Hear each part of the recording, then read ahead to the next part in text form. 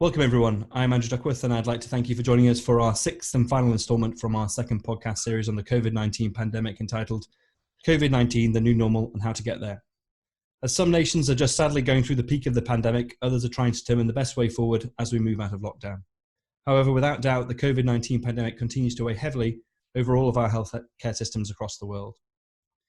As you know, through this second series of podcasts, we hope to have reflected on what has happened so far as a consequence of the pandemic for us in orthopaedic and trauma surgery, as well as on our healthcare as a whole.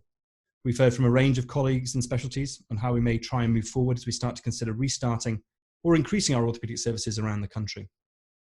There continue to be many questions and unknowns regarding our hospital capacities, patient and staff safety, and what the state of research is now and in the future. We also feel it's an opportunity, as we will today, to discuss the current state of training and how we may consider returning to some form of normality with regards to this. So today I have the pleasure of being joined by the Chair of the Scottish Committee for Orthopaedics and Trauma, Mr Alastair Murray, who I know will be able to give us an exceptional overview and insight into the effects of the pandemic so far, including on his specialty paediatrics, as well as the hurdles we're going to face in our attempts to return to some form of normality, particularly in terms of training. Many thanks, Al, for joining us today. We really appreciate your time. You're very welcome.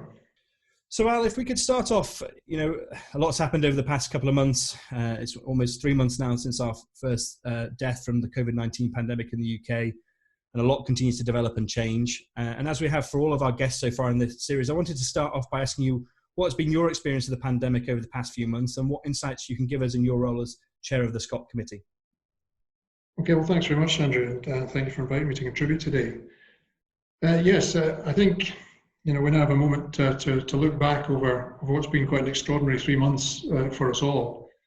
And from my perspective as Chair of SCOT, there has been really quite an enormous amount of learning to gain from this. Now, overall, from the beginning, from mid-March, there was what I saw was a very impressive, in many cases, clinician-led response from trauma and orthopaedics in Scotland. There seemed to be quite a swift recognition in those days of the need for trauma and orthopaedics to play our part in preparing our hospitals to cope. And the T&O teams were very proactive in reorganising swiftly, recognising the need to vacate elective theatres and clinical areas for our colleagues in the acute specialties who are going to bear the brunt of this respiratory illness. I think we anticipated significant staff absence, and trauma and orthopaedics were proactive in offering their staff for redeployment and for also shoring up our services to ensure that we could continue to deliver robust trauma provision. In many cases, that involved combining rotors or drafting consultants in to roles they hadn't perhaps done for a while.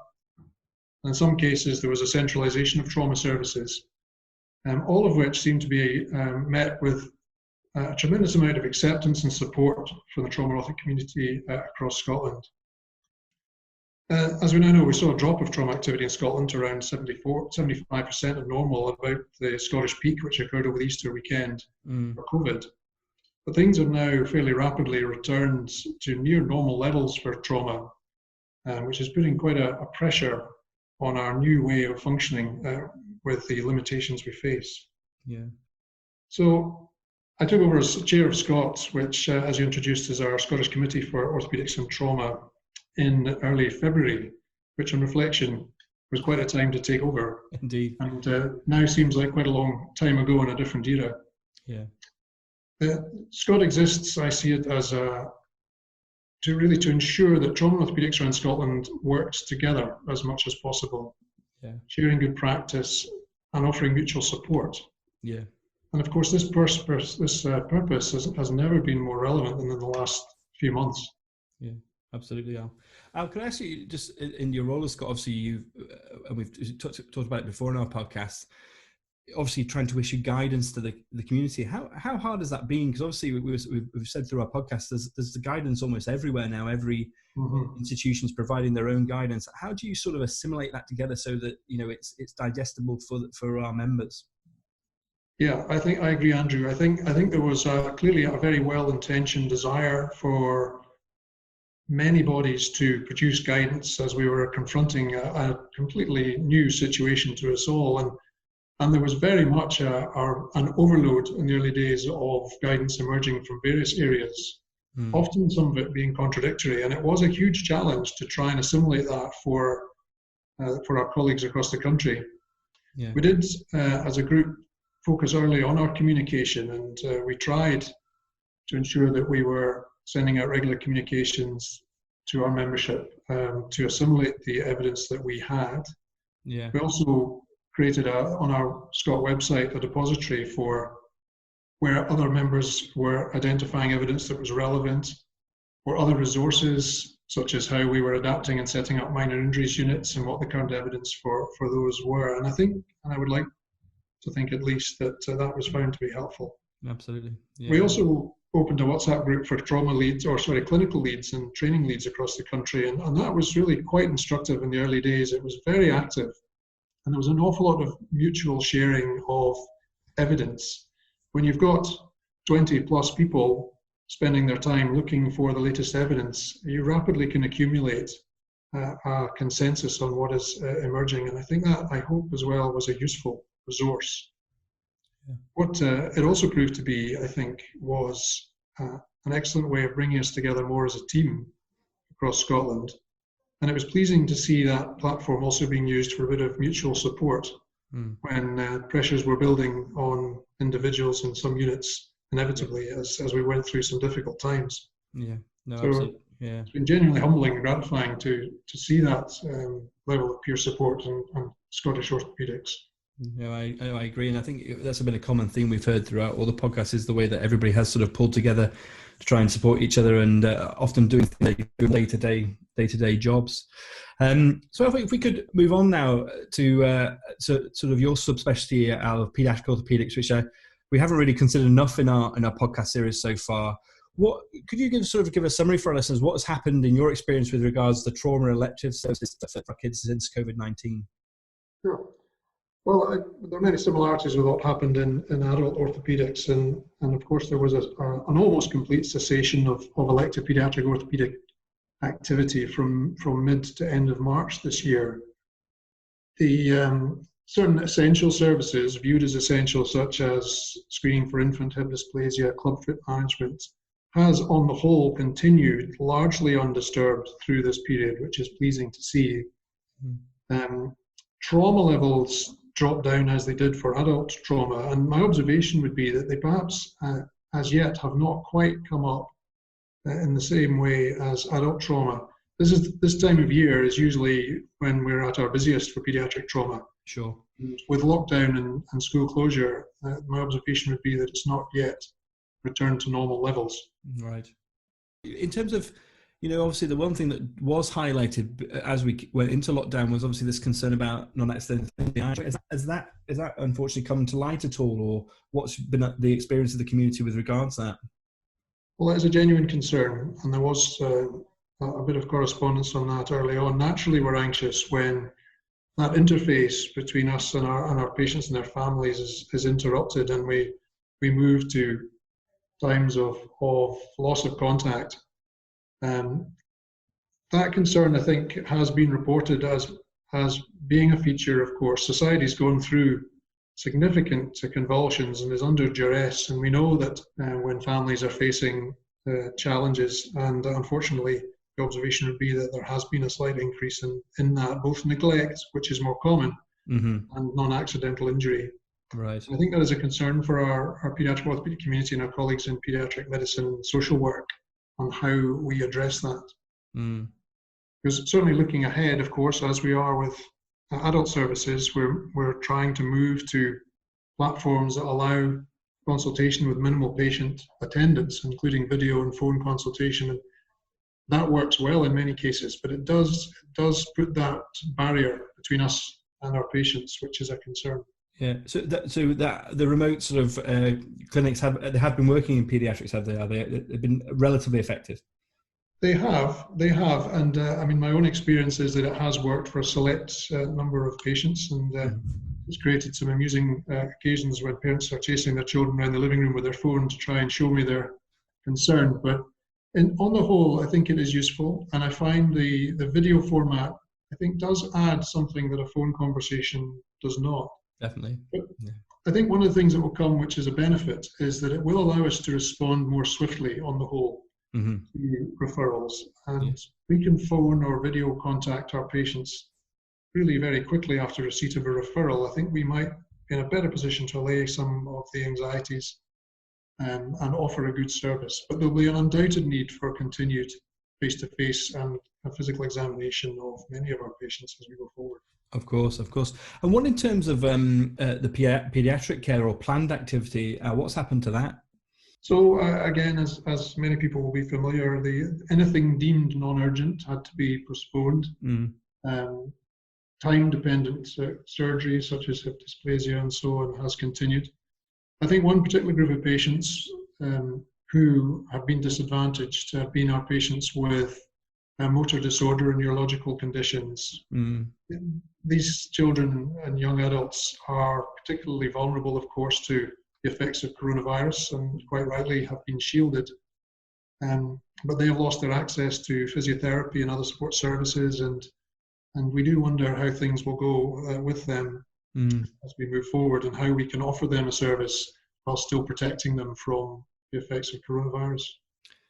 That's interesting, Alan, because that brings us on to what I do want to ask you. I've asked before more from an adult point of view. And do you ever feel that if the patient and parent perspective has changed at all, do you think we're going to see in paediatrics some parents, let's say, saying, I don't want to risk coming into hospital? Do you think that has that happened at all yet, or do you think that will happen?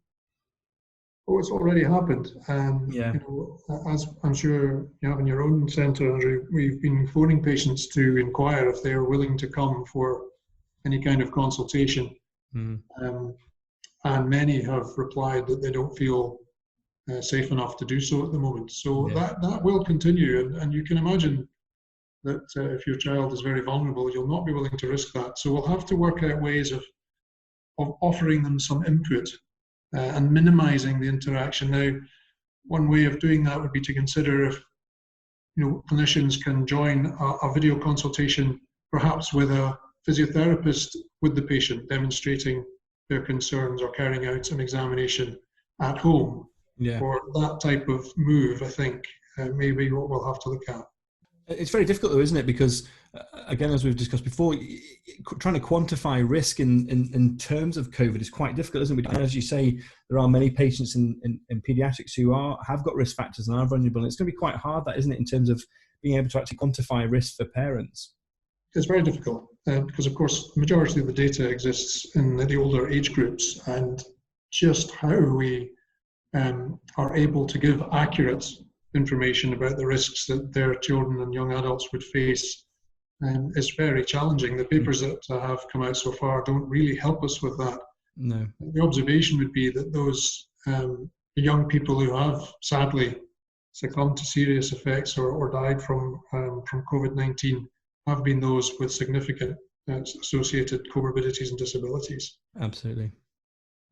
Absolutely, Al. No, I agree. And so if we sort of move on from paediatrics, I'll move on to training, which I know a lot of our listeners will be very interested to hear your thoughts. What do you feel has been so far your perception? You have a strong interest in training. Has been the impact and consequences so far? Well, I think the first thing I'd like to say is that my observation for how trainees of all levels have responded to the challenges we've put to them over the last 3 months is absolutely commendable. As with the consultant body, the trainees have stepped up and have handled redeployment, in some cases, dramatic changes to their working practices, a cessation of rotation, of course, staying where they were, and of course other fairly dramatic impacts such as cancellation of exams and assessments and concerns about their progress. And to date, as I said, their response has been admirable. Yeah, I agree. We face a number of challenges for trainees, but again, I think we have seen a good response from the statutory training bodies such as Health Education England and Scotland's NES and the colleges to try and allow as best we can trainees to continue to progress through training with several derogations for what's been happening over the last few months. So I think in terms of people progressing, there will be an impact on some which is unavoidable, and there will be an inevitable requirement for some extended training time. But for many, there won't be. I think what is also clear is that this problem is clearly not going to be resolved now. Yeah. And the impact on training will be for several years, I think, whilst we try and help trainees on a bespoke basis compensate for what they may have missed or lost in the last 3 months. That's interesting, Al, because I think that's very much the impression I have got, and just to reiterate that, it will be very much a trainee by trainee basis. Yes, it will, and I think this is where competency-based training has now found its application par excellence, and we absolutely have to look at the trainees as individuals in terms of what they've done, what their capabilities are, and what their needs are, and you will see, I think, quite a variance between how individual trainees progress through their programs. Yeah. And I hope that trainees will see any requirements for more training time as a constructive process. Mm-hmm. I remember as a trainee and as a TPD, there was always an anxiety about being seen to require more time. But I think this will change that culture, I hope. Mm. Yeah. That's interesting, because like you say, you think of coming through these things, it's often difficult times, but the ways you can move forward to make training that you've just described a positive aspect rather than seen as a negative, really, in many ways, and actually, a new normal in a good way, shall we say? Well, I would agree, and we've seen some tremendous developments in terms of the way teaching programs have moved very rapidly to online formats and webinar formats, which have now gained universal acceptance. Yeah. And will undoubtedly make access to training better for trainees spread across the country. Definitely. And I think also trainees are going to be well placed to help us as trainers work out how we can help them access skills training, for example. Yeah. There will be a lack of routine elective training opportunity for a while to come yet, and we need to think how we can help trainees compensate for that. Definitely. In terms of not talking about specific years or anything like that, but what have you found towards the end of your training? It's probably going to impact on you in some ways more if you're scrambling for time and things like that. But what's your feel about that in terms of if you've got to get certain courses or things done through the end of the training? The more training years you've got, the more time you have to make it up, really, don't you? Well, yes, you do. And obviously, if you're at a deadline and your CCT is due this summer and you're lacking in really in trauma and orthopaedics, the exam, then clearly you need more time. Yeah. I think you're right in that clearly there'll be an anxiety when you're approaching CCT or at that senior level, but it was an interesting point raised by a trainee the other night on a call that in some ways the sort of ST3-4 level have their own concerns because they foresee that the more senior trainees will be getting the priority for any training opportunity and there'll be a focus on them. And they, I think, also foresee that certainly operative opportunities may have two consultant operating because we'll, as consultants, be seeking experience. Of course. And then there'll be senior trainees, and they may find themselves quite far down the pecking order. So we need to be aware of that. Yeah. To share out these training opportunities as appropriate. Absolutely. No, I agree, Al. So if we just to sort of finish up, Al, what do you feel, in terms of both your role as a clinician and in the training and as the chair of Scott, road ahead, what do you think the recovery is going to look like? What do you potentially, I know it's difficult, but what sort of timeline do you think it will be? And do you have a feel of what our new normal may look like? It's quite a challenge, isn't it? It is. And I think, that there's a lot of people thinking about what this might look like. And of course, nobody, I think, could hand on heart predict with any certainty. Yeah. Undoubtedly, though, we'll be living with coronavirus for a while, for certainly throughout this year. And I think the natural anxiety at government and health board level about the possibility of further surges, perhaps in the autumn, will limit opportunities for us. Mm. There's a phased response, which many people will now recognise, of gently reintroducing services. But I think in orthopaedics in particular, we have to be very aware that we must advocate for our patients who have genuinely urgent conditions and that they're not left out of considerations where often cancer and other conditions in other specialties seem to be gaining priority. So I think there'll be a resumption, I would hope and like to see, of urgent non-trauma type operation activity as we progress into the summer. Sure. But I think the reality is that the more routine surgery, and certainly any significant volume of more routine elective surgery, will be well into the autumn, but it may be beyond that, I fear, into next year. Mm-hmm. You know, we need to be very much part of the discussions on developing these green pathways, so-called, and making sure that we have designed our pathways to be as safe as they possibly can, because I think confidence in patients, as we alluded to earlier in the paediatric population, the same is true in adults. Patients need to have confidence that we're doing everything we possibly can to make them safe, or they will not. They will be genuinely and understandably reluctant, I think, to have treatment that they actually might be very much in their interests to have. Mm-hmm. So I think, certainly in terms of elective operating, there's a long road ahead. Mm-hmm. Outpatients, I'm more optimistic about, and much work had been done in Scotland before COVID to modernise our outpatient processes with active vetting, patient-initiated returns, remote consulting, and we're really just accelerating those processes now. So I would feel that actually the patient's ability to access us for consultation and for information, I think, will come back and be restored fairly quickly, and actually will be in a better place than it was pre-COVID fairly soon. The final part is we need to obviously make sure that we are supporting trauma, because trauma activity is now returning to normal, as I'm sure you've seen in your practice, Andrew, and we are limited in terms of the capacity we have with theatres, inpatient space, and other restrictions. Yeah, no, I totally agree. And I think that's been our thoughts areas. And I think generally it's interesting how you've looked ahead there. And I think that's very much been the consistent, whether we've been speaking to orthopaedic surgeons or anaesthetists or intensivists. I think the general feel is there is a long road ahead, but there is some positivity there and things that we can really focus on and move forward with. I think that's all we have time for, but thank you so much for your excellent overview and insights today. It's been really informative.